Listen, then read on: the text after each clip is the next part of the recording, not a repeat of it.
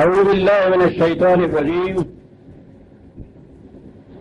بسم اللہ الرحمن الرحیم عزیزان امام، آج جولائی 1974 کی 28 تاریخ ہے اور درس قرآن کریم کا آغاز سورہ یوسف کی آیت 102 سے 12/102۔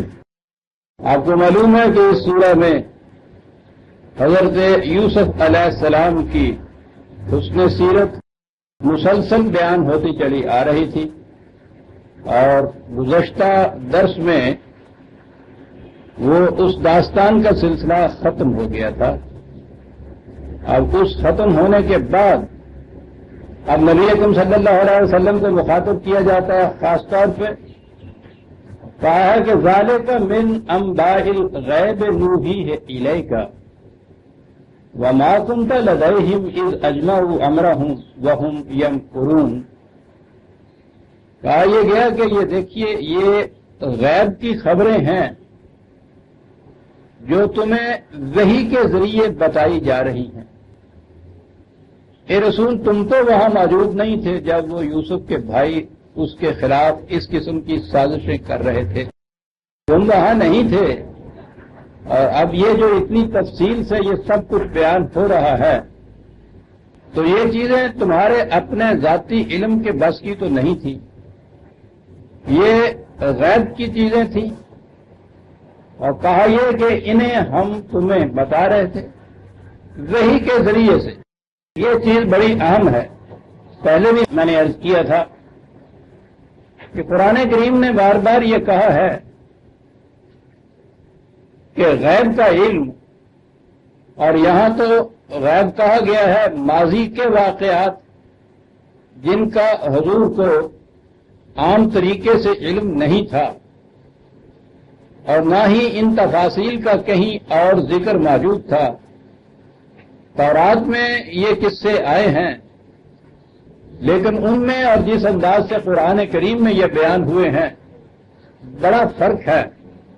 اور میں آگے چل کر داستان حضرت وہ جب کشمکش صاحب ضرب کریم حضرت موسیٰ علیہ السلام اور فرعون کی داستان آئے گی تو اس میں کئی مقام آئیں گے جہاں میں عرض کروں گا کہ قرآن میں بیان کردہ حصہ اور وہ جو تورات میں بیان کیا گیا ہے اس میں کتنا فرق ہے، اور اس کے ساتھ ہی یہ بھی کہ عصر حاضر کی تحقیق کی روح سے، اور یہ چیز زیادہ تعجب انگیز ہے کہ وہ تحقیق خود یہودیوں کی ہوئی ہے، جن کا دعویٰ یہ ہے کہ قرآن کریم تورات ان کی یا ان کی بائبل وہ بھی انبیاء پر نازل ہوئی کتابیں ہیں۔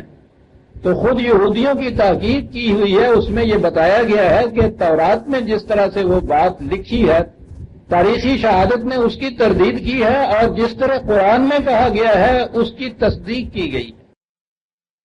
تو گویا یہ واقعات اس زمانے میں صرف بائبل میں مذکور تھے، اور بائبل اور قرآن میں جس طرح سے ان کا ذکر آیا ہے ان میں اختلافات ہیں۔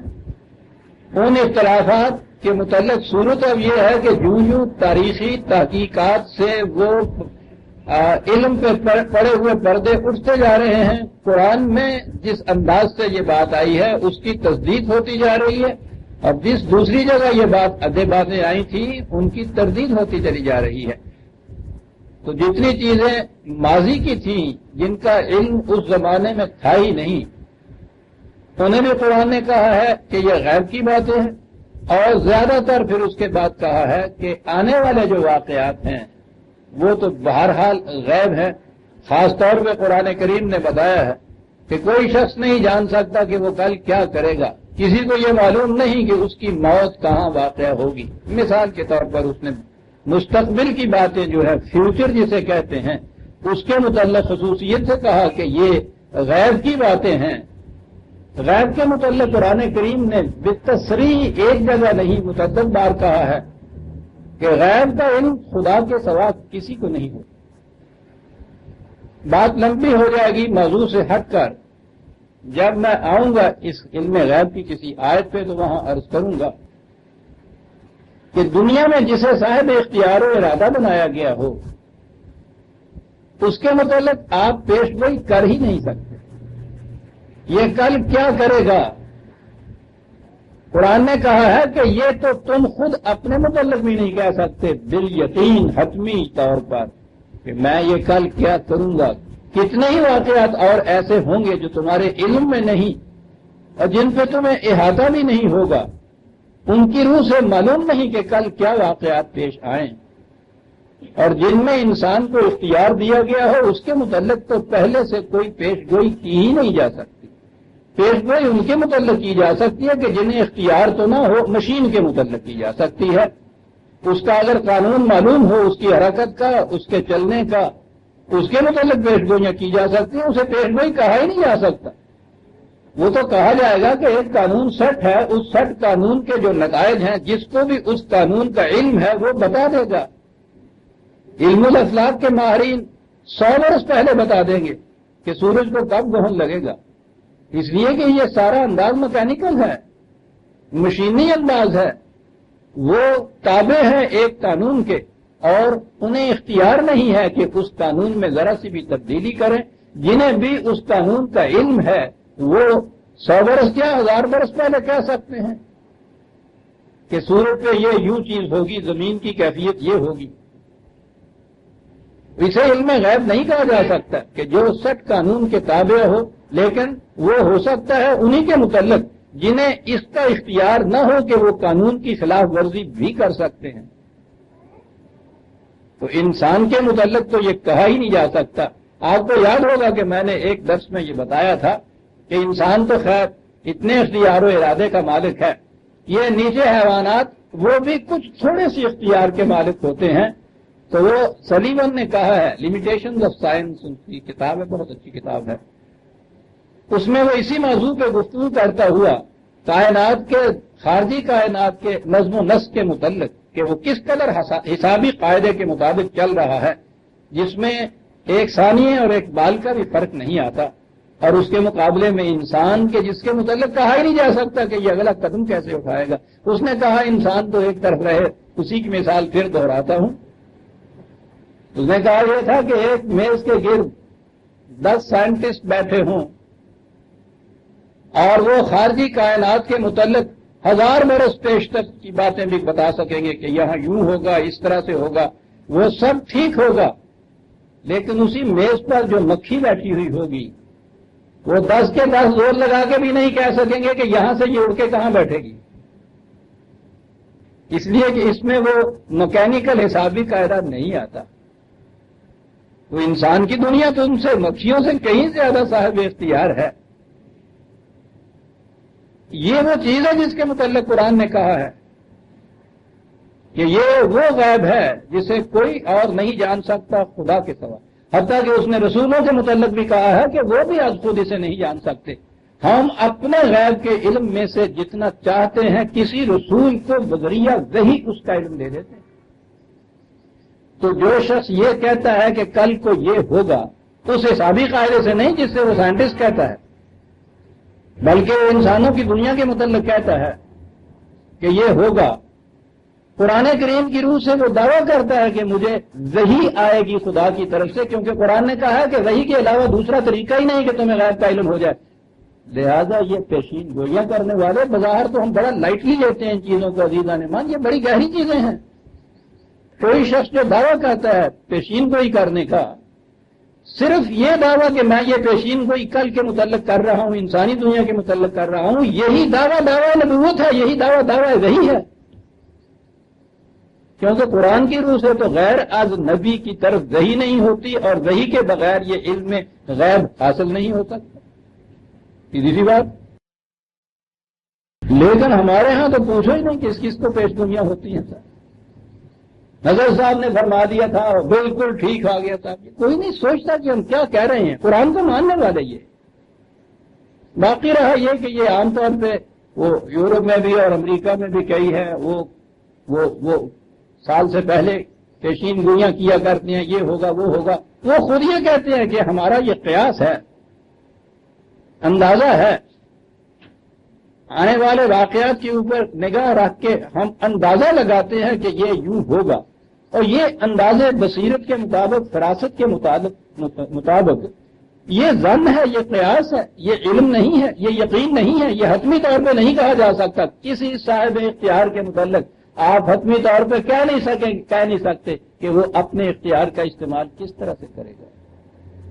یہ صرف خدا جانتا ہے کہ جس کے علم میں ماضی اور حال اور مستقبل کا کوئی فرق نہیں ہوتا، وہ تو اقبال کے فلسفیانہ الفاظ میں خدا کا علم تو ہر آن میں نو ہوتا ہے، وہ NW کے ساتھ اس کو وہ لکھتے ہیں، اس میں ماضی اور حال اور مستقبل کے فرق نہیں ہوتے، وہ تو انسانوں کی دنیا میں ہی ہوتے ہیں۔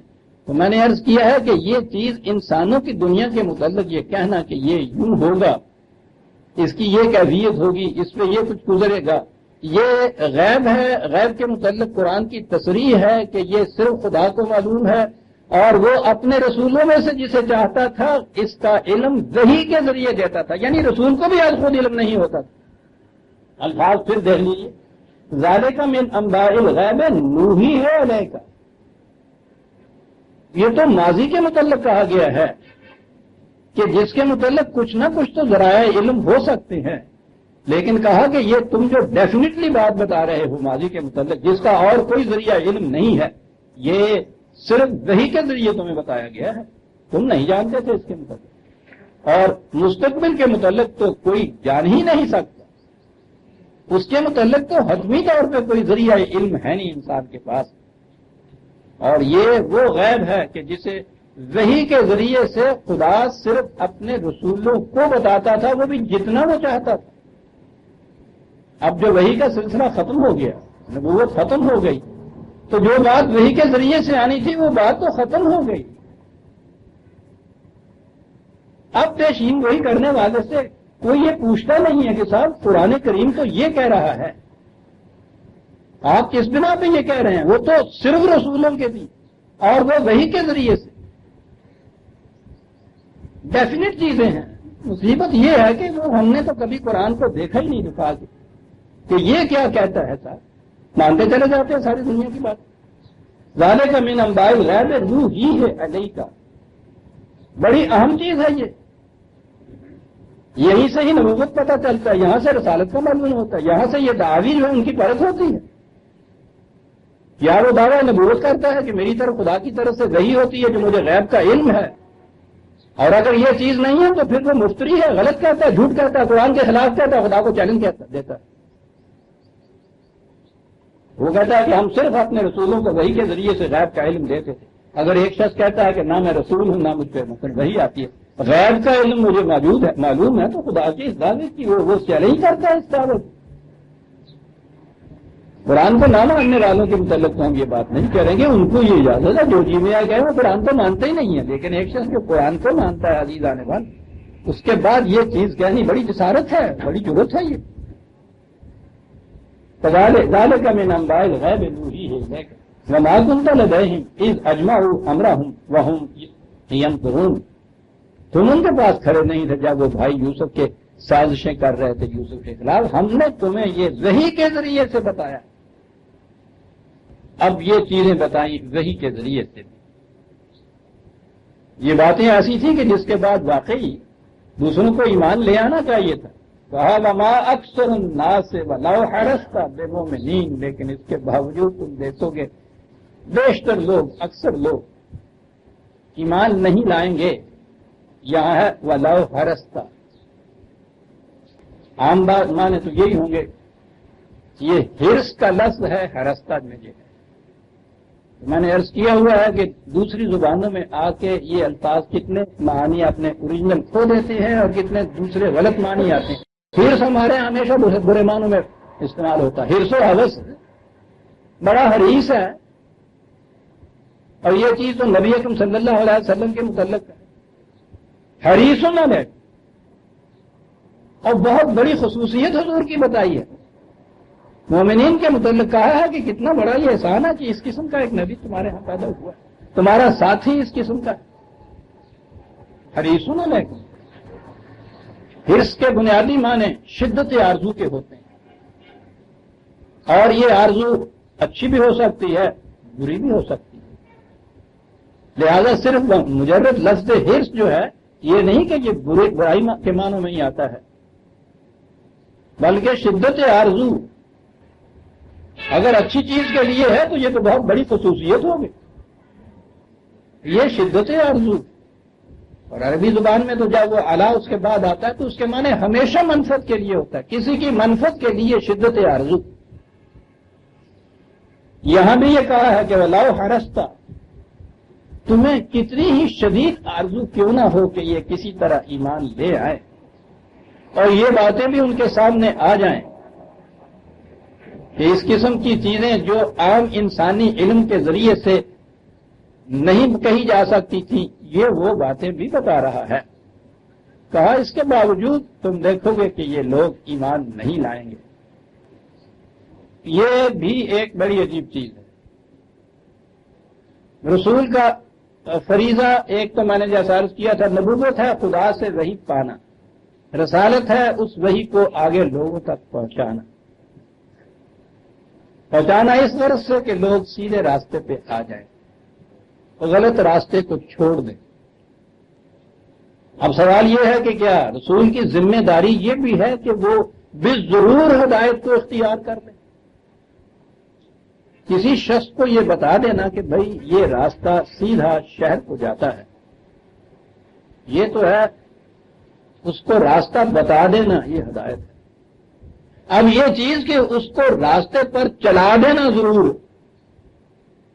کہ وہ چل پڑے اس کے اوپر، یہ چیز نہ فریضہ رسالت ہے نہ کسی اور شخص کی ذمہ داری ہے، یہی تو اقرار ہے دین میں، بڑی چیز ہے۔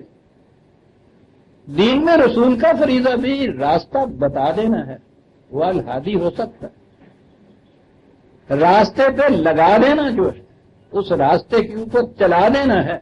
وہ کہا لستہ میں مساطن والا ہے، ہم نے تمہیں ان پر داروغہ بنا کے نہیں بھیجا ہے، ڈنڈا تمہارے ہاتھ میں اور جناب ضرور اس راستے کے اوپر لگانا ہی ہے تم۔ رسولوں کے متعلق یہ کہا گیا، اور یہاں جو 4-10 پکی روٹی کے پڑھ لیتا ہے اس کے بعد وہ اپنے آپ کو داروغہ ایسا سمجھتا ہے کہ لٹ ہاتھ میں لیے ہوئے ہے، چلا ہوا ہے ہر شخص کے پیچھے سے، تم یہ کیوں نہیں کرتے، تم وہ کیوں نہیں کرتے، تم یہ کیوں نہیں مانتے، تم وہ کیوں نہیں مانتے۔ اور جو ہی کسی نے کوئی ایسی بات کہی کہ جو اس کے کسی عقیدے کے خلاف ہے، جھٹ سے کفر کا فتویٰ اس کے اوپر آئے، اور کفر کا فتویٰ یہ بات تو یوں ہی نہیں ہے جو مذاق ہے، وہ تو غنیمت ہے کہ اختیار اتنا ہی ہے فتویٰ لگانے کا، ورنہ اس کا اگلا فطری نتیجہ ان کے نزدیک یہ ہے کہ جس مسلمان پر کفر کا فتویٰ لگا دیا جائے وہ مرتد ہو جاتا ہے، اور مرتد کی سزا قتل ہوتی ہے۔ کڑیاں ملائیے، ان کے کسی عقیدے کے خلاف آپ عقیدہ رکھیے، نظریہ رکھیے، کوئی خیال رکھیے تو وہ ہو گیا کفر، اور چونکہ آپ مسلمان ہیں یعنی کافر تو کافر رہے، 1000 بار کافر ہو، کے خلاف کچھ نہیں ہے۔ اس نے جو ان کے عقیدے کے خلاف کوئی بات کی تو یہ کفر کا فتویٰ لگا، اس سے ہو گیا مرتد، مرتد کی سزا قتل۔ آپ کو کیا معلوم ہے کہ آپ کی تاریخ میں، تاریخ کے کتنے اوراق آپ کے ان خون کے چھینٹوں سے رنگین ہیں جو اس بنا پر بہائے گئے مسلمانوں کی جماعت کے، افراد کے نہیں گروہوں کے، بغداد کی ندیاں خون سے سرخ ہو جاتی تھی ایک عقیدے کے اختلاف کے اوپر۔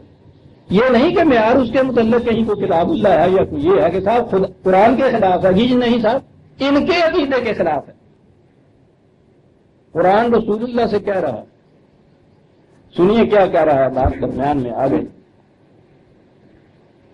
کہا یہ کہ تجھے ہم نے یہ صحیح راستہ بتا دیا، تیرا فریضہ یہ ہے کہ اس راستے کو عام کرتا جا، دوسروں کو بھی بتا دے کہ یہ راستہ ادھر کو جاتا ہے۔ اب اس کے بعد یہ بات کہ وہ ضرور اسی راستے کے اوپر چلے۔ 28/56 28/56 بڑی اہم آیت ہے۔ انک لا تہدی من احببتا، من احببتا ہے، یا کتنی ہی محبت بھی تمہیں کیوں نہ ہو کسی سے، یہ ہو نہیں سکتا کہ تو بھی ضرور اسے چلا دے اس راستے کے اوپر۔ یہاں ہے لو ہرستا، کتنی شدت آرزو کیوں نہ تیرے اندر کہ یہ کاش تباہی سے بچ جائے، صحیح راستے پہ چلے۔ یہاں یہ ہے کہ کتنا ہی محبوب کیوں نہ ہو تیرا وہ، کتنی ہی محبت تجھے کیوں نہ ہو، اور اگر اعزہ کی محبت سامنے آ جائے تو نبی اکرم صلی اللہ علیہ وسلم کے عزیز ترین رشتہ دار جو تھے، والد تو پہلے ہی فوت ہو چکے تھے، ان کے بعد چچا ہی آتے ہیں نا، اور چچا تو ابو لہب جیسے، بھائی بھی کوئی نہیں تھا، بہرحال وہ چچا اور ان کے بھائی، ان کے بیٹے ہی بھائی ہو سکتے ہیں، ان کے بیٹوں کی کیفیت تھی کہ سب سے زیادہ دشمن یہ حضرت عباس، وہ بھی بعد میں جا کے مسلمان ہوئے، اپنا داماد وہ بھی بعد میں جا کے ابوالعاص مسلمان ہوا، ایک عرصے تک وہ سب کے ساتھ اسی طرح سے کافر کے کافر رہے، سخت دشمنیاں کرتے تھے۔ اب ان سے زیادہ من احبابتا میں کون اور آئے گا سر؟ لہذا صرف یہ بات کہ وہ رسول اللہ صلی اللہ علیہ وسلم کے رشتہ دار تھے، رسول اللہ کو ان سے بڑی محبت بھی تھی، ہونی چاہیے، لیکن قرآن یہ کہتا ہے کہ یہ تجھ پر یہ فریضہ نہیں عائد ہوتا، نہ ہی تیرے بس کی بات ہے یہ کہ کتنے ہی محبوب کیوں نہ ہو، کتنی ہی شدت آرزو تیرے دل میں کیوں نہ ہو، کہ تو ضرور ان کو رستے پر لگا کے ہی رہے سا، یہ بات نہیں۔ یہ تو خدا کے مقرر کردہ قانون کے مطابق ہے، وَلَٰكِنَّ اللَّهَ يَهْدِي مَن يَشَاءُ وَهُوَ أَعْلَمُ بِالْمُهْتَدِينَ، خدا کے قانون کے مطابق کفر اور اسلام کی بات ہے، ایمان اختیار کیا جاتا ہے اس کے قانون کے مطابق، اور وہ سورہ یونس میں یہ بتایا گیا ہے کہ جو لوگ عقل و فکر سے کام نہیں لیتے وہ ایمان پہ نہیں آ سکتے، یہ ہے قانون خدا بندی۔ اب رسول کا کوئی کتنا ہی محبوب کیوں نہ ہو، اور رسول کتنی شدت آرزو کسی کے متعلق کیوں نہ رکھے کہ وہ ضرور صحیح راستے پہ چل پڑے، اختیار کر لے، اگر وہ غور و فکر سے خالی و ذہن ہو کر ان چیزوں پہ نہیں غور کر رہا تو قرآن کہتا ہے اس قانون کے مطابق ممکن ہی نہیں کہ وہ ایمان اختیار کرے۔ اور تجھے ہم نے داروغہ نہیں بنایا کہ لٹھ لے کے تو پیچھے ان سے چلتے پھرے کہ چلتے ہو یا نہیں چلتے، یہ ہے لا اکراہ فی الدین۔ عزیزان من، ایمان کے تو معنی یہ ہیں کہ وہ دل اور دماغ کی کامل رضامندی کے ساتھ کسی صداقت کو صحیح قبول کرنا، جبر سے تو قبول ہی نہیں کیا جا سکتا صداقت۔ کہا یہ کہ یہ باتیں دکھا کے بھی، بتا کے بھی ان کو کہ جو نظر آتا ہے کہ ان کے علم میں بھی نہیں تھی، وہ جانتے ہیں کہ تیرے علم میں بھی نہیں تھی۔ رسول اللہ صلی اللہ علیہ وسلم تو اس سے بیشتر ان پڑھ تھے اس مکے کی زندگی میں، کہاں سے یہ علم حاصل کرنا؟ لیکن اس کے باوجود کہا کہ کتنی شدت آرزو کیوں نہ ہو، اکثر لوگ ایمان نہیں لاتے۔ اور اگلی بات یہ اور کہی، کہا کہ یہ عجیب چیز ہے، ان کی بہتری کے لیے تو سب کچھ کرتا ہے، جان کھپا رہا ہے۔ وہاں ہی یہ کہا کہ ہم، خدا کہتا ہے رسول سے کہ ہمیں تو یہ خطرہ نظر آتا ہے کہ تو اس غم میں اپنی جان بھلا لے گا کہ یہ ایمان کیوں نہیں لاتے، یہ تباہیوں سے کیوں نہیں بچتے، تو اپنی جان بھلا لے گا۔ اس قدر مشفق ہے یہ طبیب کہ مریض کی بد پرہیزی پر یا علاج سے انکار پر اپنی جان بھلا رہا ہے کہ یہ مریض کیوں نہیں یہ بات مانتا۔ ماں ہی کی محبت ایسی ہو سکتی ہے، بعد میں سے بات ایسا ہے۔ اسی لیے ہی جو حضور کی جو پیدا کردہ یہ قوم تھی، قوم نہیں، اسے امت کہا گیا ہے۔ امت تو سے نکلی ہے، ماں کا رشتہ تھا رسول کے ساتھ۔ اعتراض نہیں میں کرتا، باپ کو یور فادر ان ہے ان کہنا، باپ کا وہ رشتہ نہیں ہوتا جو ماں کا رشتہ ہوتا ہے۔ یہ بات کہ بچے کی بیماری کے غم میں جان بھلا لے، بالعموم میں استثناء کو چھوڑ دیتا ہوں کہ یہ نہیں ہے کہ باپ ایسا نہیں کرتے، وہ ایک نفسیاتی چیز ہے اس کے اندر، بہرحال بات دوسری طرف چلی جائے گی، وہ اس چیز کو کرتی ہے کہ اپنی جان بھلا لیتی ہے۔ باپ کی تو عام طور پہ کیفیت یہ ہے کہ وہ تو رات بھر جاگتی ہے اس بچے کے لیے، ہلکان ہو رہی ہوتی ہے، سردیوں کی راتوں میں وہ جہاں کہیں پیشاب کرتا ہے بستر ٹھنڈا ہو جاتا ہے، ادھر آگ ہو جاتی ہے بچے کو گرم کی طرف، لیکن اگر اس نے درد کے مارے 2 دفعہ رات کو وہ بیچارہ ہویا تو تیسرے کمرے سے صاحب بہادر کی آواز آیا کرتی ہے، صاحب سونے بھی دے گی یا نہیں، اب لے جاؤ اس کو کہیں جھنجھنے کو۔ جی یہ جھنجھنا اس کا ہے، حضور کی نیند میں خلل آ رہا ہے۔ بہرحال لو ہرستہ سے میری بات کری، کتنا مشفق ہے یہ طبیب، کہا اگلی بات یہ وہ مات اصولہم علیہم من اجر، دیکھو اتنی سی بات بھی سمجھ میں نہیں آتی کہ طبیب ہے، مشفق ہے، حریص ہے تمہاری شفا کے لیے، آتا ہے سب کچھ دیکھتا ہے، دوائی بھی خود دیتا ہے اور اس کے لیے کوئی معاوضہ نہیں مانگتا. یہ بات بھی کسی کی صداقت کے پرکھنے کی بڑی چیز ہوتی ہے کہ اس کا اپنا اس میں کوئی لالچ نہ ہو، کوئی اپنا مفاد پوشیدہ نہ ہو اس کے اندر. وہ جو میں اکثر کہا کرتا ہوں کہ وہ انسان تو جھوٹ بھی نہیں بولتا اگر اس کا اپنا فائدہ نہ ہو. وہ جو روز ہم کہا کرتے ہیں جن کا دعویٰ جھوٹ بولے وہ کہتا میں نے کہ لوڑ پی ہوئی سی جھوٹ بولیا، لوڑ پی ہوئی تھی، یعنی لوڑ کا نہیں جھوٹ بول دینا نا، کسی کی گل ہے روز کہنے ایسی ہے میں نے کہ لوڑ پی ہوئی. اس میں ایک کنج ہے ضرور. یہ عدالتوں میں بھی اچھے اچھے مقدمے، بڑے بڑے سنگین مقدمے جن میں یقینی شہادات نہیں ملتی، ان میں ایک چیز وہ اٹھتی ہے، موٹیویشن. موٹیو کیا تھا اس کا جو اس نے اس کو قتل کیا ہے؟ اگر یہ ثابت کر دیا جائے نا کہ اس میں اس کا فلاں مفاد پوشیدہ تھا، بات آگے چل پڑتی ہے. اور اگر یہ ڈیفینیٹلی صفائی والا ثابت کر دے کہ اس میں اس کا کوئی بھی مفاد نہیں تھا، 90% مقدمہ اسی پہ گر جاتا ہے. یہ بڑی چیز ہوتی اس کا اپنا فائدہ. اسی لیے آپ دیکھیں گے کہ جتنے انبیاء کرام کے قصے قرآن نے بیان کیے ہیں، بات ہی یہاں سے وہ شروع کرتا تھا. سورہ ہود ہم دیکھ چکے ہیں. آگے کہتا یہ تھا وہ کہ میں تو یہ کہنے کے لیے آیا ہوں کہ لا الہ الا اللہ، خدا کے سوا کوئی صاحب اقتدار ہستی نہیں. وما اسألکم علیہ من اجر، دوسرا فکرہ اس کے ساتھ یہ ہوتا اور میں اس کے لیے تم سے کوئی معاوضہ نہیں مانگتا. خیر خواہ ہوتا یہ ہے کہ جس کا اپنا کوئی معاوضہ اس کے علم میں نہ. وما تسألهم علیہ من اجر، نہیں مانگتا. اب یہ صورت ہوئی کہ اس قسم کی غیب کی خبروں پر مبنی یہ باتیں بھی سنائی ان سے، پھر بھی نہیں. حریص بھی تو اتنا ہے، شدت آرزو بھی ہے کہ یہ صداقت کو مان لیں، بچ جائیں تباہی سے. اس کے باوجود یہ نہیں بچتے، تم اس سے اجر بھی نہیں مانتے. اب حضور کو یہ تسکین دی جا رہی ہے تو کہ اس میں گھبرانے کی کوئی بات نہیں ہے، اس لیے کہ یہ یہی نہیں ہے کہ یہی جو تمہاری مخاطب قوم ہے کہ اسی کے لیے قرآن ہے، انہوں نے اگر یہ نہ مانا تو یہ تو ختم ہوا سلسلہ، بیکار کی میری دعوت، کوئی مقصد اس کا نہ رہا، بڑی ناکامی ہے. یہ کہا کہ نہیں سوال یہ نہیں. اس طرح کڑی سے کڑیاں ملتی چلی جا رہی ہیں، کوئی بات گھبرانے کی نہیں ہے. ان ہوگا الا ذکر للعالمین، یہ صرف اسی کام کے لیے نہیں ہے، یہ تو تمام اقوام عالم کے لیے ہے. یہ نہیں مانتے نہ مانیں، اور لوگ جو غور و فکر اس پہ کریں گے وہ مان لیں. اور جب تم نے اجر کوئی معاوضہ کوئی نہیں لینا ہے تو تمہارا یہ تو بات نہیں تھا کہ یہی مان لیں، یہ مانیں گے تو ان سے کچھ ملے گا. اگر انہوں نے یہ نہ مانے اور میں نہ رہا اور کسی دوسری قوم نے اس کو مان لیا تو صاحب مجھے کیا ملے گا؟ تو تم نے تو کچھ لینا نہیں ہے. تم تو انسانیت کی خاطر یہ چاہتے ہو نا کہ وہ بچ جائیں.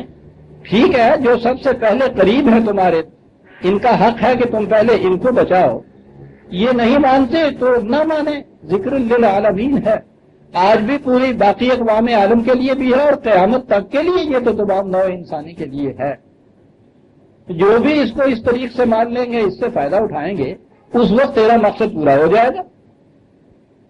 کیونکہ یہ بصائر للناس قرآن نے کہا، اس کو کسی خاص قوم کے لیے نہیں، کسی خاص ملک کے لیے نہیں، کسی خاص زمانے کے لیے نہیں، تمام نوع انسانی کے لیے، تمام زمانوں کے لیے.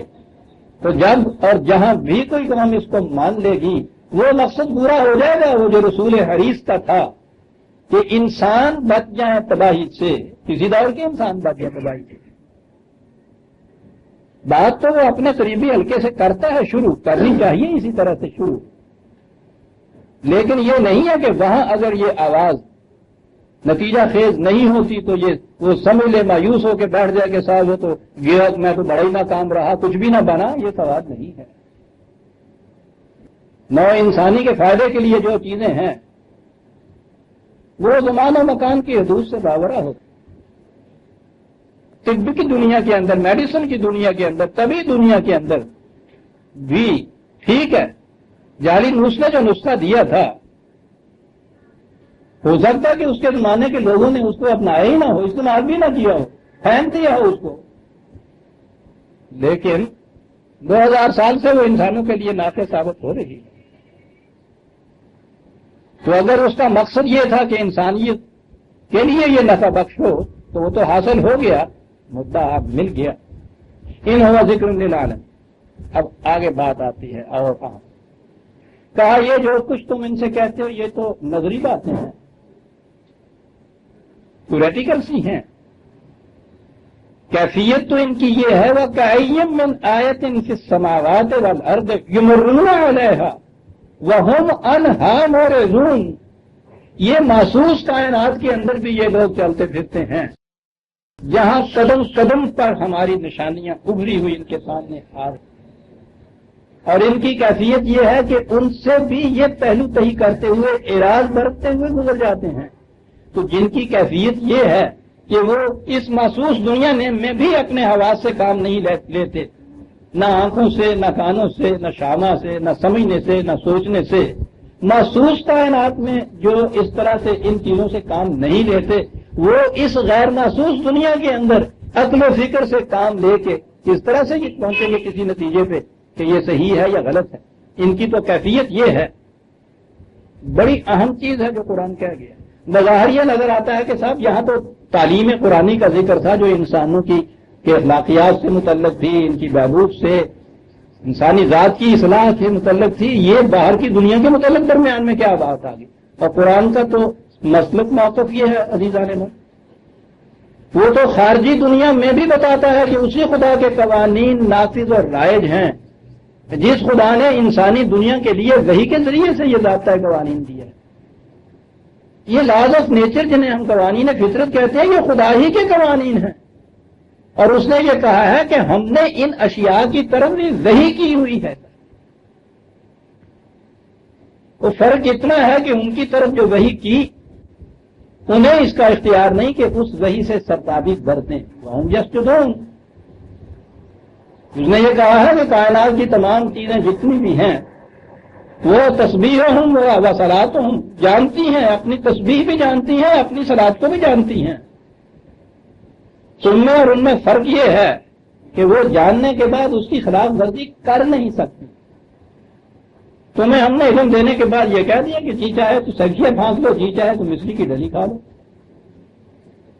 تو کائنات پہ قرآن کریم بڑا زور دیتا ہے، اور کائنات کا صحیح مطالعہ عزیزان من جن لوگوں نے کیا ہے، جس قسم کا خدا پر ایمان ان لوگوں کا ہے، ہم لوگ جو محض نظری باتوں میں الجھے رہتے ہیں، اس قسم کا علی وجہ بصیرت جسے کہتے ہیں، علی رؤوس الاشہاد جسے کہتے ہیں، اس قسم کا ایمان تو ہمیں بھی حاصل نہیں ہوتا۔ یہ جو خارجی کائنات میں ریسرچ کرنے والے سائنٹسٹ ہیں، کبھی ان کی کتابیں پڑھ کے دیکھیے۔ میں کبھی کبھی ذکر کیا کرتا ہوں میں نے انسان نے کیا سوچا جو کتاب لکھی ہے، اس میں بہت سے حوالے دیے ہیں اس کتاب کے، جس میں دی گریٹ ڈیزائن ایک کتاب ہے، بڑی اچھی کتاب ہے۔ اس میں اس کے ایڈیٹر نے کیا یہ کہ یہ جس قدر اس وقت مختلف علوم اور سائنس کے شعبے ہیں، وہ حال کی کتاب ہے ہمارے یہاں کی، اس کے جو بڑے بڑے تھنکرز اور ریسرچ اسکالر اور سائنٹسٹ ائمہ ہیں علوم کے، اس نے ان کی طرف ایک سوال صرف بھیجا کہ مجھے آپ یہ بتا دیجئے کہ آپ کی مدت العمر کی فکر اور ریسرچ کے بعد آپ کس نتیجے پہ پہنچے؟ کیا اس نتیجے پہ کہ یہ یہاں جو کچھ ہو رہا ہے یوں ہی ہیزرڈلی ہو رہا ہے، اتفاقیہ ہی ہو رہا ہے، یا یہ کسی خاص نظم و ضبط کے تابع ہو رہا ہے اور اس کے پیچھے کوئی اتھارٹی ہے جو اس نظم و ضبط پہ کنٹرول رکھے ہوئے ہے؟ اس سوال کا جواب دیجیے۔ اور اس نے اس میں ان کے جوابات اسی طرح سے رکھ دیے ہیں۔ وہ میں نے جیسا کہا ہے اپنے علوم کے امام آئنسٹائن جیسے بھی لوگ اس میں موجود ہیں، جین بھی ہے، علم الاخلاق کا ماہر جو ہے وہ بھی ہیں اس کے اندر، باٹنسٹ بھی اس کے اندر ہیں۔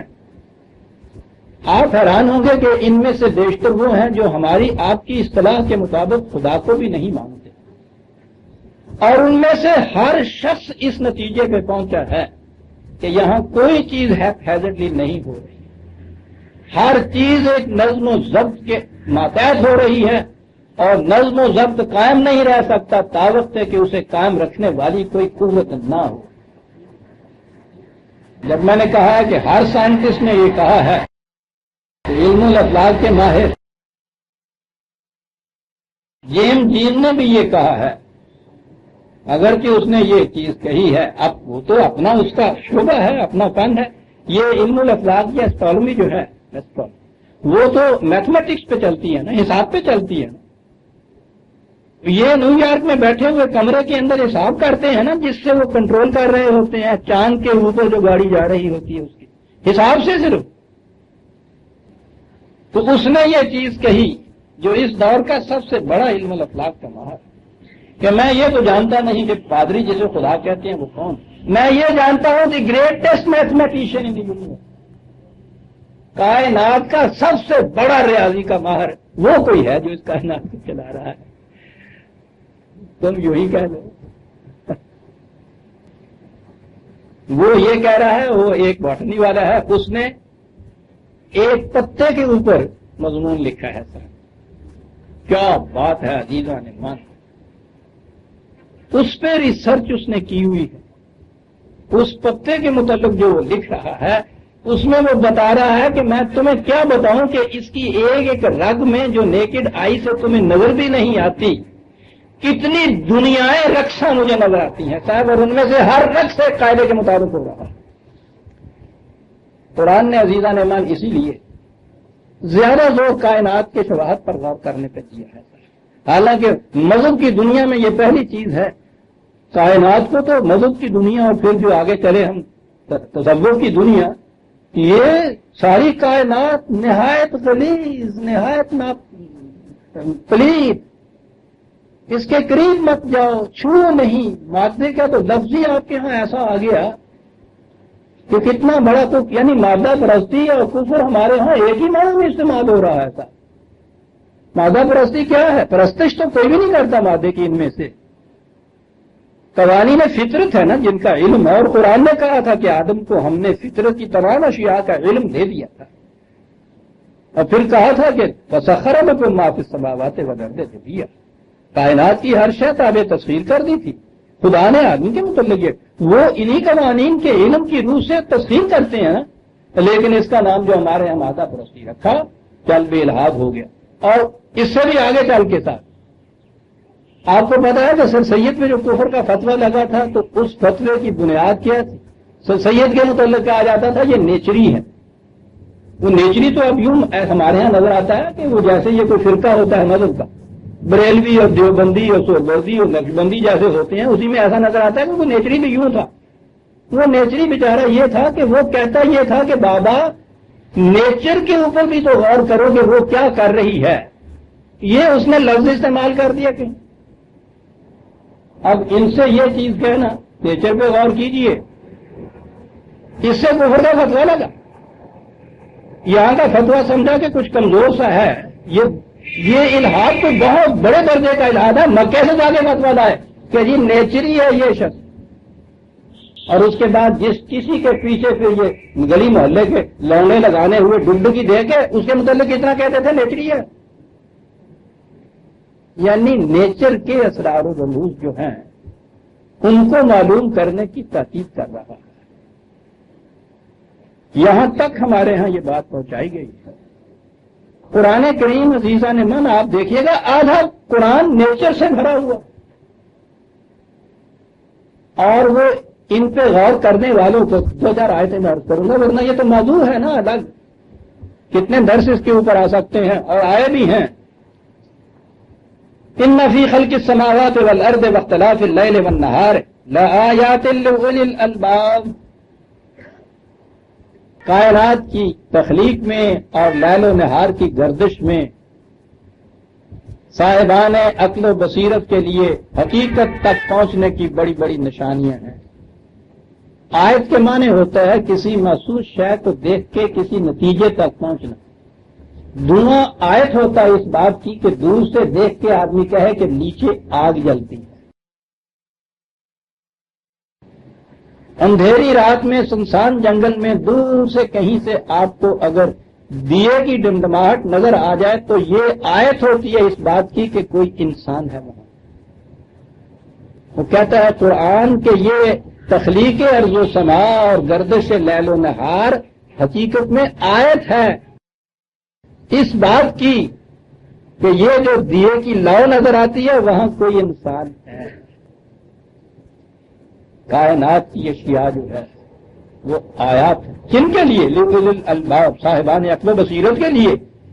کہہ دیا کہ ہاں صاحب ٹھیک ہے، وہ یورپ کے جو لہریے ہیں ان کے متعلق یہ کہا گیا ہے کہا یعنی ان کے لیے الذین یذکرون اللہ قیاما وقعودا وعلی جنوبہم، ان کے لیے کہ جو اٹھتے بیٹھتے لیٹے ہوئے یذکرون اللہ، ذکر خداوندی میں مصروف رہتے ہیں. انہوں نے کہا جی ٹھیک ہے، اٹھتے بیٹھتے چلتے ہوئے کہا گیا ہے قرآن میں. آپ نے دیکھا ہے کہ بازار میں چلے جا رہے ہیں، تسبیح ہاتھ میں ہے، آپ سے باتیں ہو رہی ہیں، گالیاں بک رہے ہیں، دانے پہ دانا کھٹا کھٹ چلا جا رہا ہے. وہ کی عمدہ پہ آئے گا کہ جی وہ قرآن نے کیا نا کہ چلتے پھرتے بھی ذکر خداوندی کیا جا رہا ہے. میں تو گیا نہیں، عرب ممالک والے تو بتاتے ہیں وہاں خاص طور پہ عراق میں جو لوگ آ گئے ہیں کہ جیسے ہمارے یہاں چھڑی ہاتھ میں لے کے باہر جاتے ہیں نا، اور ہر شخص ان میں سے تصویر لے کے باہر چلتا ہے. یذکرون اللہ قیاما وقعودا وعلی جنوبہم. لیکن یہ تو قرآن ہے عزیزان نے جسے ذکر کہا گیا ہے، نہ بھی یہ چلتے پھرتے تسبیح کا ہو تو ذکر تو اب آپ کو معلوم ہے نا. پہلے تو آپ کو معلوم نہیں ہوا کرتا تھا، وہ وہیں رہتا تھا. اب تو یہ لاؤڈ اسپیکر کے صدقے میں آپ کے گھر بیٹھے اس ذکر کی آواز جو ہے وہ علم جو ہے آپ کے ہاں آ رہا ہوتا ہے. اور وہ اتنا تصوف کے یہ اصطلاحیں ہیں، خفی سے جری اتنا ہو گیا ہے کہ انہوں نے تو بہرحال شب بیدار وہ ہوتے ہی ہیں، گھروں میں مریضوں کو سونے نہیں دیتے. اس کا نام ذکر آ گیا. یہ ذکر ہو رہا ہے خدا کا. قرآن میں آئیے ذکر کرتے ہیں وہ اللہ کا. ذکر کے معنی ہوتا ہے سامنے رکھنا کسی چیز. بات صاف ہو جائے گی. اٹھتے بیٹھتے سوچتے، گردش لیل و نہار، تخلیق ارض و سما، ان کو اس میں جو اللہ کی چیز ہے اس کے قوانین ہیں ان کو سامنے رکھتے ہیں. اور اس کے بعد یہ یذکرون اللہ ہوا، کہا وہ یتفکرون فی خلق السماوات والارض، یعنی وہ غور و فکر کرتے ہیں اس تخلیق ارض و سما پہ. یہ ہوا ذکر اللہ. قرآن کی آیتیں عزیزان ایمان اپنی طرف سے تو نہیں میں کہہ رہا. 3/190 191 یتفکرون فی خلق السماوات والارض. اور گہرے غور و فکر کے بعد، غور و فکر بھی اس طرح کا کہ اٹھتے بیٹھتے لیٹتے ہر وقت یہ چیز سامنے رہتی ہے. یہ جو ریسرچ کرنے والے ہیں نا ان امور پہ، ان کی آپ زندگیاں پڑھ کے دیکھیے. ساری زندگی وقف کر دی اس ایک نے ایک کیڑے پہ ریسرچ کرنے کے لیے. ہر وقت اس کے سامنے وہ رہتا. یہ سارا کچھ غور و فکر کے بعد کہتا کہ پھر وہ بے ساختہ بخار اٹھتے ہیں کہ ربنا ما خلقت ھذا باطلا، اے ہمارے نشو و نما دینے والے، میں علی وجہ الحقیقت پکار اٹھتا ہوں کہ تو نے اس سلسلہ کائنات کو باطل پیدا نہیں کیا. دیکھتے ہیں ذکر خداوندی کا نتیجہ ہے کہاں. یہ ہے کائنات. ان میں ہے آیات. یہاں یہ کہا ہے کہ لِأُولِي الْأَلْبَابِ، صاحبان عقل و بصیرت کے لیے. دوسری جگہ ہے 45/3 45/3 کو ان فی السماوات والارض لآیات، کائنات کی پستیوں اور بلندیوں کے اندر یہ نشانیاں ہیں حقیقت تک پہنچنے کی. نشانیاں ہیں. سنیے لفظ آگے کن کے لیے؟ للمومنین. ابھی اگلا ٹکڑا آتا ہے یہ آیت کا. للمومنین، مومن تو کہلاتا کہلائے اس سطح پہ جا سکتا ہے انسان کہ جب یہ کیفیت اس کی ہو کہ خاصی کائنات کے اندر کی کھلی ہوئی نشانیاں اس کے سامنے ہوں اور وہ ان نتائج کے اوپر پہنچے. ساتھ ہی آیت ہے وفی خلقکم وما یبث من،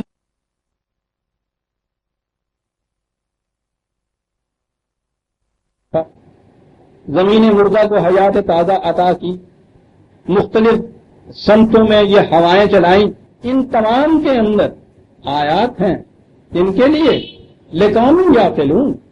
تو اب قوم مومن، قوم موقنین، یقین رکھنے والے، ایمان لانے والے، عقل و فکر سے کام لینے والے، یہ سارے ایک ہی کیٹیگری کے لوگ ہوئے سارے. لقوم یعقلون، عقل و فکر سے کام لینے والے. یہاں ہم پہ حکم چلایا جاتا ہے کہ صاحب شرع میں دو باتیں جو ہیں ان کا تو دخل ہی نہیں ہوتا. شرع چیک تو شرم نہیں ہوتی تو ایک عقل میں کوئی دخل نہیں ہوتا. بے عقل بھی ہونا پہنتا ہے تو نعرے معاف رکھنا. لقوم یعقلون کہا نا اتنا کچھ. سنیے عزیزان من آگے کیا کہا ہے. کہا فبأي حدیث بعد اللہ وآیاتہ یؤمنون. اگر انہیں دیکھ کے کوئی ایمان نہیں لاتا تو پھر کون سی بات باقی رہ گئی ہے جسے دیکھ کے پھر یہ ایمان لا سکے؟ یا اللہ سوچیے عزیزان من، ایمان کہتے کسے ہیں؟ کیا کہتا ہے قرآن ان چیزوں کے لیے؟ نہیں، بیچ کا ٹکڑا رہ گیا. تلک آیات اللہ نتلوها علیک بالحق. یہ خدا کی آیات ہیں جسے ہم پیش کرتے ہیں. نتلوها کے معنی ہم تو صرف تلاوت ہی دیتے ہیں نا. جنہیں یہ کائنات کی، خارجی کائنات کی آیات کو بھی قرآن کہہ رہا ہے کہ جس طرح قرآن کی وحی کی آیات کو تمہارے سامنے نتلو علیک ہے، ان کو بھی ہم پیش کرتے ہیں تمہارے سامنے. اور اس کے بعد ہے فبأي حدیث بعد اللہ وآیاتہ یؤمنون. اللہ اور اس کی ان نشانیوں کے بعد اگر اس پہ بھی ایمان نہیں لاتے تو اب سمجھ میں نہیں آتا کہ کس چیز پہ ایمان لائیں گے. تو میں نے کہا کہ مومنین کی قوم، موقنین کی قوم، عقل مندوں کی قوم، ان کے لیے قرآن نے یہ کہا ہے کہ آیات ہیں. ایک درجہ ابھی باقی تھا جسے ہم متقی پرہیزگار کہتے ہیں. وہ عام مسلمان، عام مومن سے اگلا درجہ ہوتا ہے. تصور اس کا تو آپ کے ذہن میں آ گیا ہوگا، بڑا متقی پرہیزگار. ٹھیک ہے نا؟ قرآن سے پوچھئے کہ وہ کسے کہتا ہے. 10/6 10/6 ان فی اختلاف اللیل والنہار وما خلق اللہ فی السماوات والارض. جو کچھ بھی کائنات میں خدا نے پیدا کیا ہے اور یہ کائنات، یہ جو لیل و نہار کی گردش ہے، اس کے اندر لآیات، آیات ہیں، یہ نشانیاں ہیں. یہ کن کے لیے؟ لقوم یتقون، متقیوں کے لیے، مومنین کے لیے، موقنین کے لیے، متقیوں کے لیے یہ نشانیاں. اور کہا کہ ان کے بعد بھی اگر کوئی ایمان نہیں لاتا تو پھر کون سی اور عزیز بات کون سی باقی رہ جائے گی جس کے بعد پھر یہ ایمان لائیں گے. بات میں یہ کہہ رہا تھا عزیز من، قرآن یا اسلام مذہب کی سٹیج سے بات کرتا ہے. کوٹڈ کہہ رہا ہوں میں، مذہب ریلیجن کی سٹیج سے بات کر رہا ہے. اور دنیا کے جتنے ریلیجنز آپ کو ملیں گے ان کے نزدیک یہ دنیا، یہ کائنات، ان کی یہ تمام چیزیں جتنی بھی ہیں سب قابل نفرت قرار دی گئی. ہر مذہب میں، ان کے ہاں ہر مذہب میں جو برگزیدہ لوگوں کا مقام ہے، یہودیت کے اندر ان کے احبار و رہبان، رہبانیت وہاں سے ہے.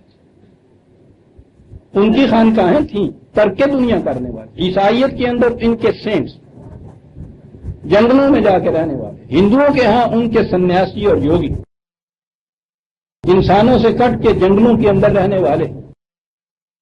مسلمانوں کے ہاں یہ آپ کے ہاں کے جو ارباب شریعت اور ارباب علم ہے، یہ تو بڑی گھٹیا سا مقام ہے. ان کے ہاں بلند ترین مقام جو ہے، جو بزرگوں کا ہے، اولیاء اللہ کا ہے، اہل تصوف کا ہے، وہ ہیں جو دنیا سے نفرت کر کے الگ ہو کے بیٹھ جاتے ہیں خلوت گاہوں کے اندر، خانقاہوں کے اندر.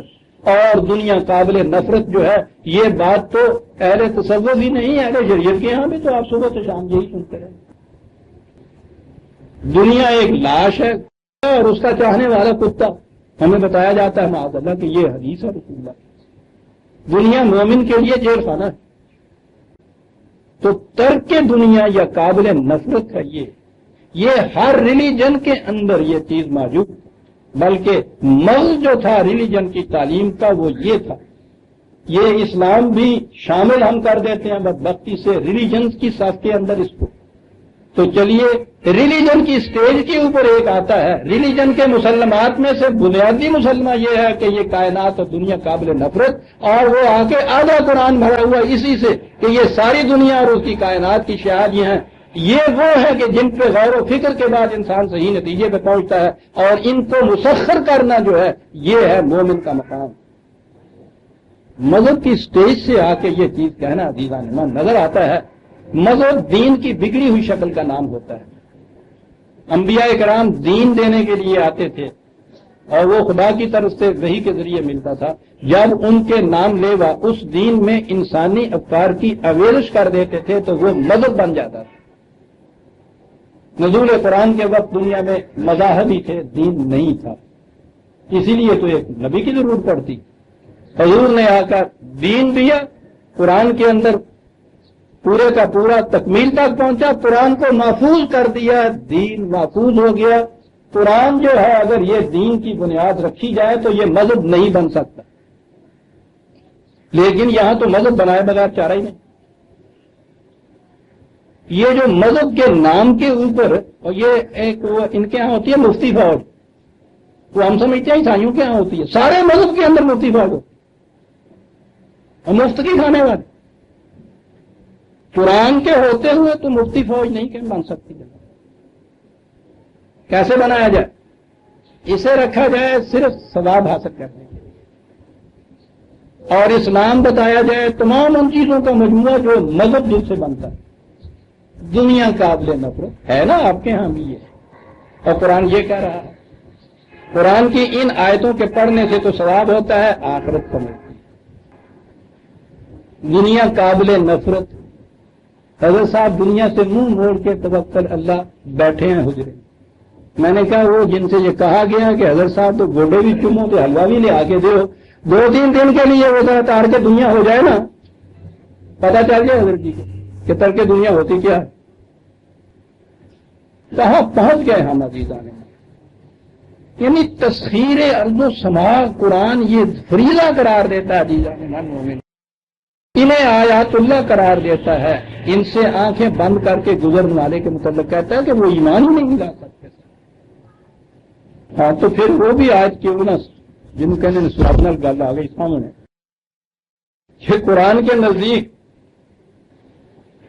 عالم کسے کہتے ہیں؟ علماء. قرآن میں 2 ہی جگہ یہ لفظ علماء کا ہے. ایک تو بنی اسرائیل کے علماء کے متعلق، یہ جو یہاں ہمارے ہاں کی بات ہے علماء. سورہ فاطر 35ویں سورہ 35-27 شروع ہوتی ہے. بعد الم تر ان اللہ انزل من السماء ماء فاخرجنا به ثمرات مختلفا الوانها. الم تر، کیا تم نے غور کیا ان باتوں کے اوپر؟ طرح ان چیزوں کے لیے عام طور پہ آتا ہے جو محسوسات کی دنیا میں ہوتے. غور کیا تم نے ان چیزوں کی طرف؟ خدا نے آسمان سے کس طرح بارش برسائی، کس طرح سے مختلف رنگا رنگ کے اس میں سے پھل پیدا کیے، قسم قسم کی خوراک کی چیزیں اس میں سے پیدا کی. غور بھی کیا کہ تم نے ان کے اوپر. وَمِنَ الْجِبَالِ جُدَدٌ بِيضٌ وَحُمْرٌ مُخْتَلِفٌ أَلْوَانُهَا وَغَرَابِيبُ سُودٌ. اور کبھی ان پہاڑوں کے اوپر بھی غور کیا تم نے؟ اللہ اکبر. سائنس کے کن کن شعبوں کی طرف لیے جا رہا ہے. چلیے صاحب چلنے پھرنے والی چیزوں پہ، یہ ارد گرد والی چیزوں پہ تو ہوا کرتا، پہاڑوں پہ بھی غور کیا. اور غور کے لیے بتایا یہ کہ کبھی اس پہ بھی غور کیا کہ ان کے اندر جو مختلف لیئرز آ جاتی ہیں، یہ سفید، یہ سیاہ، یہ بجھن لال، یہ کس قسم کی.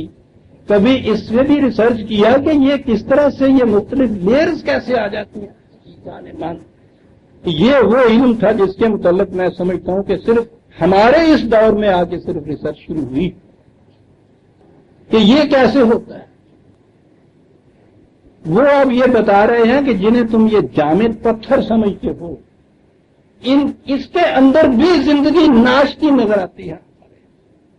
یہ یوں ہی نہیں کہ کوئی ایک لیئر یہ بن گئی اور وہ بن گئی. یہ مختلف ارتقائی مناظر ہیں جو یہ طے کر رہی ہیں، اور وہ ریسرچ سے بتاتے ہیں.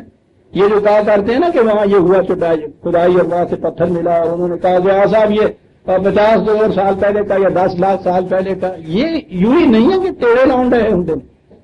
یہ سائنس بن گئی ہے اب ان چیزوں کی.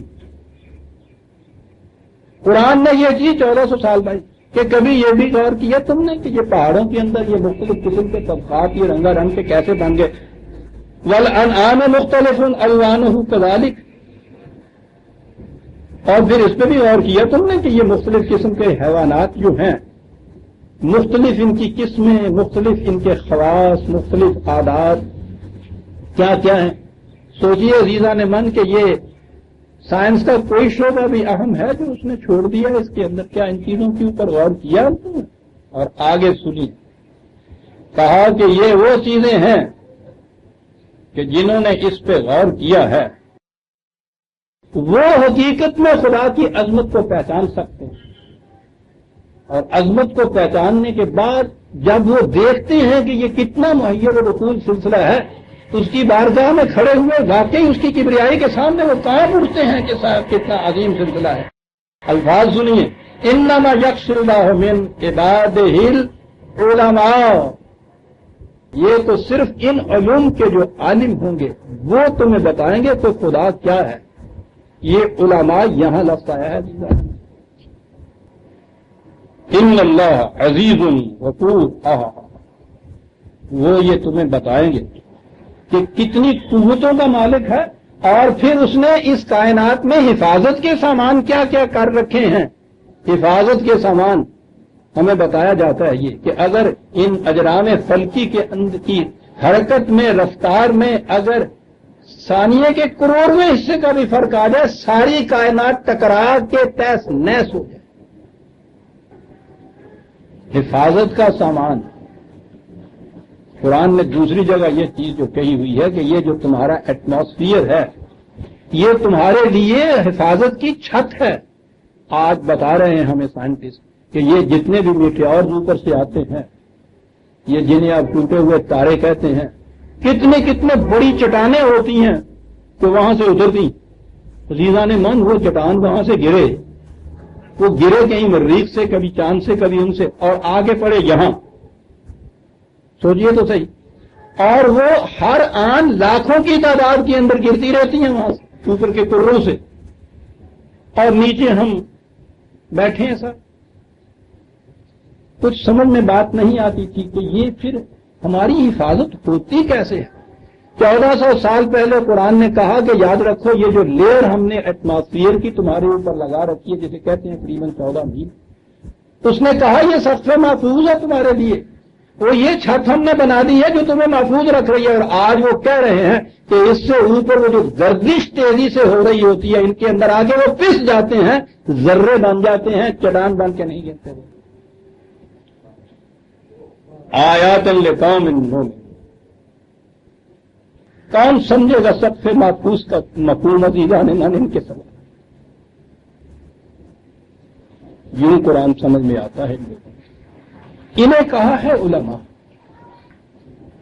انہیں کہا ہے مومن. قرآن بات یہاں سے سورہ یوسف کی آیت سے وَكَأَيِّن مِّنْ آیَةٍ فِي السَّمَاوَاتِ وَالْأَرْضِ يَمُرُّونَ عَلَيْهَا وَهُمْ عَنْهَا مُعْرِضُونَ.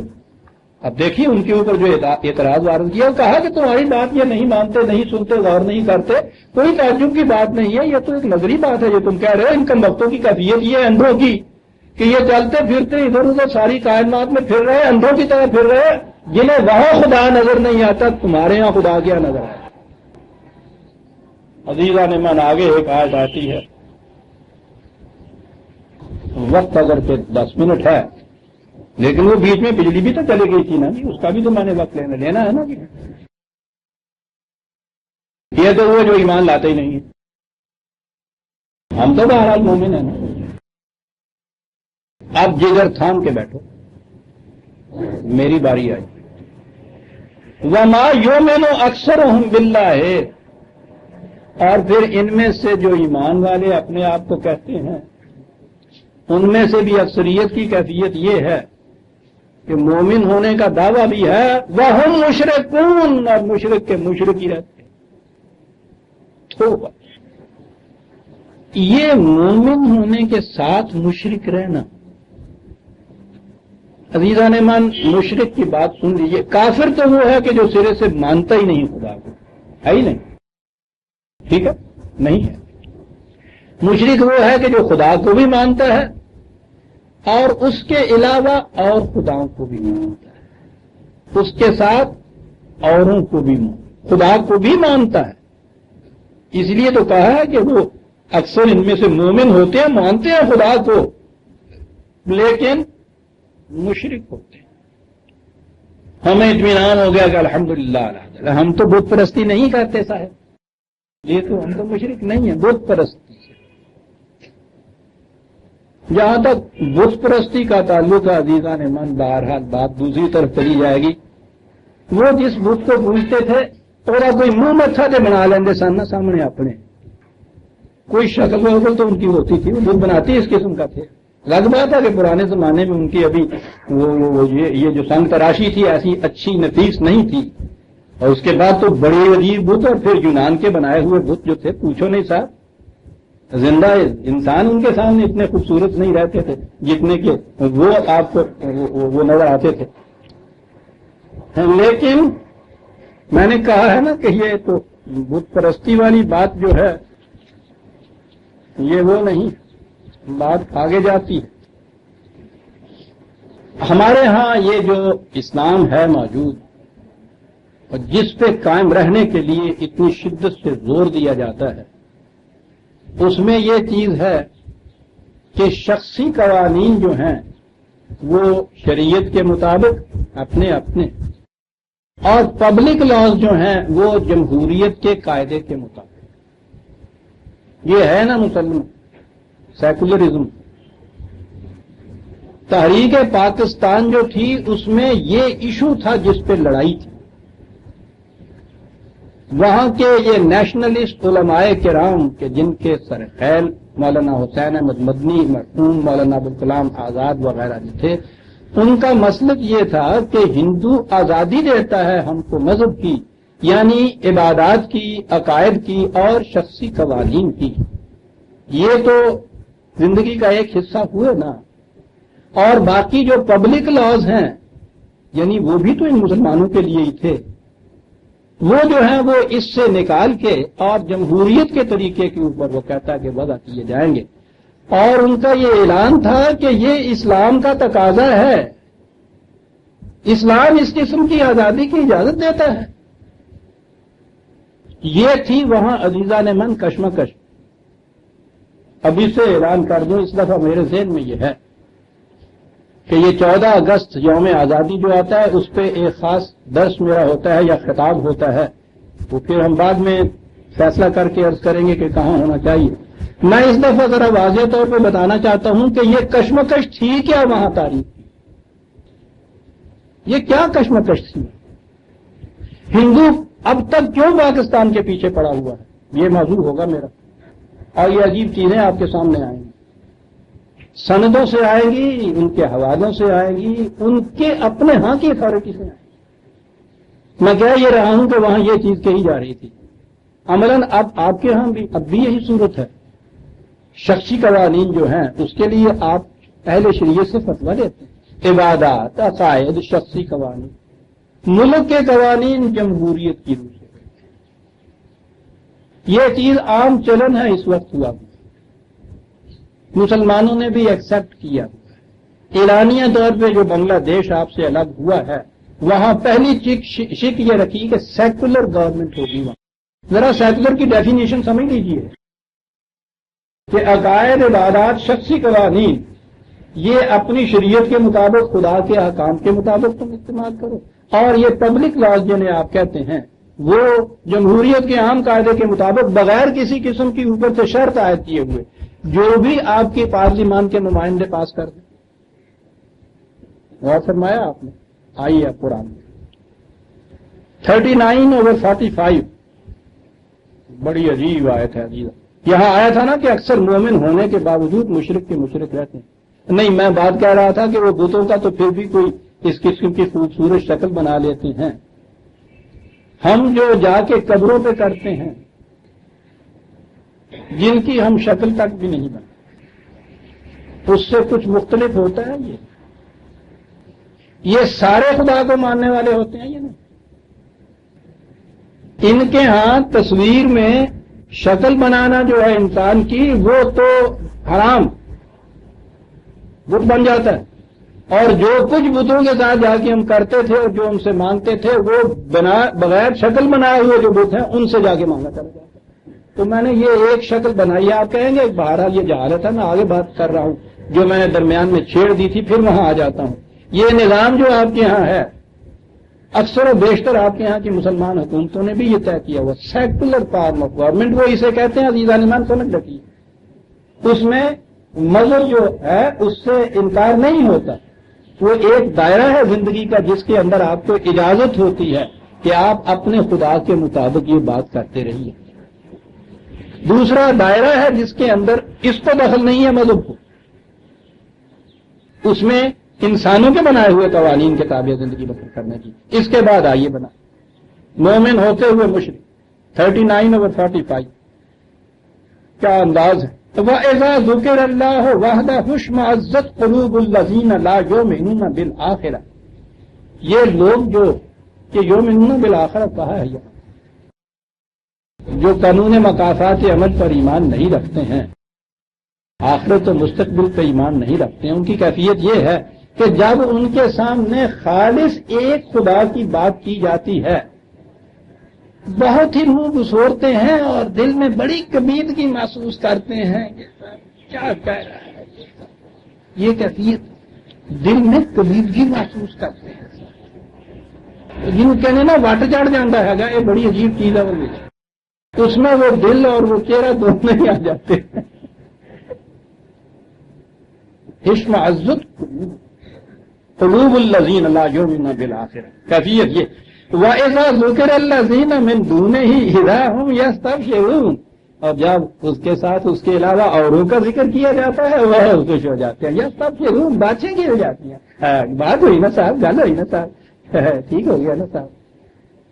اچھا جی، قُلِ اللَّهُمَّ فَاطِرَ السَّمَاوَاتِ وَالْأَرْضِ، ان سے کہہ دو اعلان کر کے ایسا کہنے والوں سے، پہلی چیز تو یہ کہ خدا وہ ہے جو اس کائنات کو عدم سے وجود میں لایا، نتھنگنیس سے بینگ میں لایا، کوئی اس میں شریک دوسرا نہیں ہو سکتا۔ بڑی سے بڑی قوتوں والے جو ہیں ان سے کہہ کے بتاؤ کوئی چیز جو ہے نہیں اس کو وہ ہے کے اندر تبدیل کرے، فاطر السماوات والارض، ایسی خصوصیت بتائی ہے یہاں عزیزان ایمان جو ممکن ہی نہیں کسی اور سے۔ سارے سائنٹسٹ اس تک تو پہنچ گئے ہیں کہ یہ واقعی نتھنگنیس سے یہ آئی ہے، وجود میں آنا ہی تھا۔ وہاں وہ محض حیرت ہیں کہ یہ ہم کہہ نہیں سکتے کہ یہ کیسے ہے، کیونکہ جو علم کی حد ہماری ہے اس میں تو یہ ممکن نہیں ہے۔ یہ لایا ہے یہاں قرآن، پہلی صفت خدا کی کہ پہلی بات تو یہ یاد ہے۔ کیا خیال ہے اس کے کوئی شریک ہو سکتا ہے اس کے اندر؟ بڑے سے بڑا منکر خدا بھی عزیزان مان اس صفت کے اندر نہیں کسی کو شریک نہیں، یہ تو کہے گا کہ پتہ نہیں ہم، یہ تو کہہ دے گا کہ اتفاقیہ ایسا ہو گیا، یہ نہیں بتا سکتا کہ نہیں صاحب کوئی وہ تھا، یہ نہیں تھا یا کوئی اور تھا۔ فاطر السماوات والارض، عالم الغیب والشہادت، دوسری چیز یہ جو میں نے ابھی غیب کی بات کہی، جاننے والا ہے، جو چیزیں مشہور طریق پہ تمہارے سامنے آ گئی ہیں ان کو بھی، اور جو چیزیں تمہاری نگاہوں سے مستور ہیں اس کا بھی جاننے والا جو ہے۔ دوسری یہ صفت آ گئی تھا جب میں نے ابھی عرض کیا تھا انسانوں کی دنیا کے متعلق، یہ غیب جو ہے خدا کے علاوہ کوئی یعنی کوئی انسان نہیں اس کو جان سکتا۔ دوسری شرط یہ آ گئی، بات آگے آئی عزیزان من کہ شرک پھر کیا ہے، خدا کی توحید کیا ہے اور وہ شرک کیا ہے۔ کہا کہ سنو غور سے، انت تحکم بین عبادک فیما کانوا فیہ یختلفون، یہ ہے خدا کہ وہ انسانوں کے اندر ان کے اختلافی معاملات کے اندر فیصلہ کن قوانین دیتا ہے، اس کا نام عزیزان من توحید ہے۔ تحکم بین، یہ کہا اس نے۔ یہاں اگر خدا کے ساتھ کسی اور کو شریک آپ نے کر لیا تو مومن ہونے کے باوجود مشرک کے مشرک ہے آپ۔ خدا کے قوانین کے ساتھ زندگی کے کسی شعبے میں بھی غیر خدائی قانون جو ہے اسے آپ نے اگر شامل کر لیا تو یہ ہے شرک جو قرآن کہہ رہا ہے۔ کہا یہ جا رہا ہے جا رہا تھا وہاں بھی یہ دھڑلے سے یہ کہتے ہیں. اسلام اس کی اجازت دیتا ہے کہ زندگی کے اس شخصی شعبے کے اندر تو خدا کے قوانین اور پبلک لاز جو ہیں ان میں وہ قوانین جو انسانوں کے بنائے ہوئے ہیں. یہ ہے شرک عزیزان نے کہا کہ مومن ہونے کے باوجود الا وہم مشرکون، اور اسی لیے اس نے یہ تاکید کی. دعائے ابراہیمی جو ہے جسے ہم نماز میں نیت کہتے ہیں عزیزان من، اب تو وہ نہ نماز رہی نہ اس کی نیت رہی. بات ہی وہ یہ تھی اس بات کا اعلان، انی وجہت وجہی للذی فطر السماوات والارض، ہر طرف سے کٹ کے میں بالکل سیدھ میں ناک اس کی طرف متوجہ ہو رہا ہوں. وہی فطر السماوات والارض کی جو یہاں خصوصیت بتائی اس کی طرف حنیفاً، یکسوئی کامل حاصل. کسی اور کا اس وقت یہ حکومت کا، فیصلہ کن حقیقتوں کا، قانون کا، عبودیت کا، محکومیت کا کوئی اور تصور نہ. حنیفاً وما انا من المشرکین یہاں آتا ہے. یہ ہے جو کہا گیا الا وہم مشرکون. پتہ ایمان اول تو لاتے نہیں، اس تعلیم کی روح سے نہیں لاتے، کائنات کی ان کھلی ہوئی نشانیوں کو دیکھ کے ایمان نہیں لاتے. جو ایمان لاتے ہیں تو ان کی کیفیت یہ ہو. اور عزیزان من آگے بڑھیے. یہ تو بات میں نے کہی کہ وہ دوسرے انسانوں کے بنائے ہوئے قوانین جو ہیں وہ اگر درمیان میں آ جائیں تو اسے شرک کہتے ہیں. قرآن تو بہت دور جاتا ہے عزیزان من. یہی نظر آتا ہے کہ یہ کسی انسان کا کلام نہیں. 25/43 25 اور 42 میں نے کہا تھا نا کہ دوسرے انسانوں کے بنائے ہوئے قوانین، کہتا یہی نہیں. ارأیت من اتخذ الہہ ہوا، کہا کہ اس مشرک کو بھی تو نے دیکھا کہ جس نے اپنی ہی خواہشات کو اپنا خدا بنا لیا. تو دوسرے انسانوں کے بنائے ہوئے قوانین تو ایک طرف عزیزان من، اگر اطاعت و عبادت کی عبودیت خداوندی کے اندر، اس کے احکام کی اطاعت کے اندر تمہارے اپنے جذبات بھی شریک ہو جائے تو یہ بھی شرک ہوتا ہے. الہ، لا الہ جب آپ کہتے ہیں تو یہ لفظ وہی ہے نا، کوئی الہ نہیں ہے الا اللہ. تو الہ میں تو یہ سب سے پہلے یہ لاتا ہے خود جو تمہارے اندر الہ تم نے بنا رکھا. یہ کیفیت ہے. می تراشد فکر ما ہر دم خدا بندے.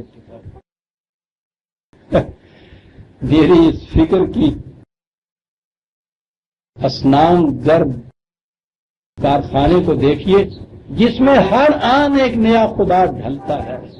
کیفیت پھر میری یہ ہے کہ رست از یک بند تا افتاد در بندے دیگر، ایک خدا کی کسی جکڑ بندی سے چھٹکارا حاصل کرتا ہوں تو دوسرے کی ہتھکڑیاں پہن لیتا ہوں. اور اسی لیے اس نے کہا تھا کہ رحمت در کعبہ، رحمت اقبال را در کعبہ ہے شیخ حرم. شیخ حرم اس کو کعبے میں نہ آنے دینا، اقبال کو حج کرنے گیا مومن ہے نا، کیوں نہ آنے دینا. ہر زمان اور آستی دارت خدا بندے دیگر، یہ تو ہر وقت اپنی آستی کے اندر چھپائے ہوئے رکھتا ہے ایک نہ ایک خدا. یہ ہے من اتخذ الہہ ہوا، یہ ہے مشرک. وما یؤمن اکثرهم باللہ الا وهم مشرکون. جو ایمان بھی لاتے ہیں اس انداز کا ایمان لاتے ہیں. وقت ہو گیا عزیزان من، 5 منٹ زیادہ میں نے لے لیا. سورہ یوسف کی آیت 107 تک ہم آ گئے ہیں. آیتیں تھوڑی سی باقی ہیں، 111 تک میں چاہتا تھا ختم ہو جائیں، لیکن بہرحال ہم نے کون سا ختم قرآن شریف کا ثواب حاصل کرنا ہے. درس میں بات یہ ہے جنی زیادہ بہائی ہو گئے انہیں چنگے داڑے نکلتے ہوں گے. نہیں کسی پنڈ والے کو پوچھو دسے درس دے مانا یا گاؤنا تو شہری یہ مجھے پوچھیں گے جڑے گا یہ پوچھتے ہوں سن بھی ہے جی کنک کا درخت کڈا کو ہوں گا کھجور جڈا، انہوں گاؤنا کون سا دسے گا بھی ہوں کہ عزیزان من جب یہ پک جاتی ہے گیہوں فصل پھر اس کو بچھا دیتے ہیں، پھر اس کے بعد وہ تو دانے ان خوشوں کے اندر ملے ہوئے ہوتے ہیں. پرانا طریق جو تھا اس کے اوپر سارا دن اس کے اوپر بیلوں کو چلاتے رہتے ہیں تاکہ ان میں سے وہ چھلکا الگ ہو جائے اور جو اصل مغز اور دانہ ہے الگ ہو جائے. چلاتے رہتے ہیں، بار بار چلاتے رہتے ہیں. اسے عربی زبان میں درس کہتے ہیں. تو میں نے عرض کیا تھا سورہ یوسف کی آیت 106 تک آ گئے، 107 سے فائدہ لے گے. ربنا تقبل منا انک انت السمیع العلیم. شکریہ.